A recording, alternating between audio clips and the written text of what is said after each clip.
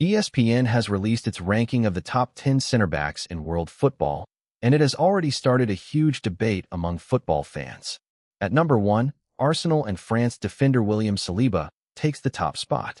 Behind him are some of the biggest names in the game: Willian Pacho, Gabriel Magalhaes, Pau Cubarsí, Jonathan Tah, Marquinhos, Dayot Upamecano, Virgil van Dijk, Alessandro Bastoni, and Mark Guehi. But the big question is, did ESPN get this ranking right? Are some players too high? Are some legends being disrespected? And who is missing from this list? Today, we break down ESPN's top 10 center backs and give our verdict. Let's start with the biggest talking point: William Saliba at number 1. The Arsenal defender has become one of the most complete center backs in world football. His biggest strengths are clear: incredible composure under pressure, elite recovery speed, strength in one-on-one situations, ability to play out from the back. Saliba does not defend like a traditional center back who only focuses on stopping attackers. He controls games. He allows Arsenal to play a high defensive line because of his pace and intelligence. And alongside Gabriel Magalhaes, he has formed one of the strongest defensive partnerships in European football. ESPN's ranking reflects Saliba's rise, placing him ahead of other elite defenders after a consistently dominant period. But is he already better than players who have dominated football for years? That is where the debate begins. Another controversial choice is Gabriel Magalhaes at number 3. Some fans believe this is too high. Others argue he deserves even more recognition. Gabriel brings something different from Saliba. He is aggressive. He is physical. He dominates aerial battles. And he is one of the most dangerous defenders in attacking set pieces. The partnership between Saliba and Gabriel has become the foundation of Arsenal's success. Having two players from the same club inside the top 3 center backs shows just how highly their defensive unit is rated. But the question remains: would Gabriel receive the same global recognition if he played for a different club?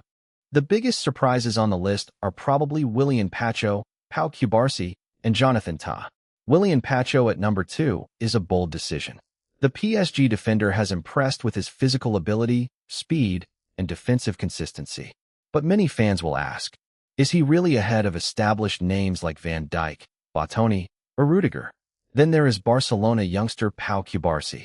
At such a young age, being ranked 4th among the best center backs in the world is a massive statement. His biggest strength is his football intelligence.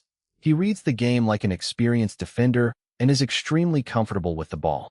Jonathan Tah also earns recognition after years of consistent performances. These rankings show that modern center backs are no longer judged only by tackles and clearances. Passing, decision-making, and building attacks are now equally important. Now we get to the names that create the most debate. Virgil van Dijk. The Liverpool captain has been one of the best defenders of his generation. At his peak, Van Dijk was almost impossible to beat. His positioning, leadership, aerial dominance, and calmness changed Liverpool's defense completely. So seeing him at number 8 will surprise many fans. Some will argue he should still be much higher. Others believe younger defenders have now overtaken him. Alessandro Bastoni and Marquinhos also remain among the elite. Bastoni represents the modern defender, technical, composed, and creative. Marquinhos has been a world-class defender for years, combining intelligence with leadership. Every ranking creates arguments, and this one is no different. Fans will immediately mention names missing from the list. Players like Antonio Rüdiger, Rúben Dias, Ronald Araujo, Ibrahima Konate, Josko Gvardiol have all been considered among the world's best defenders. A top 10 list can never satisfy everyone because center back quality depends on what you value.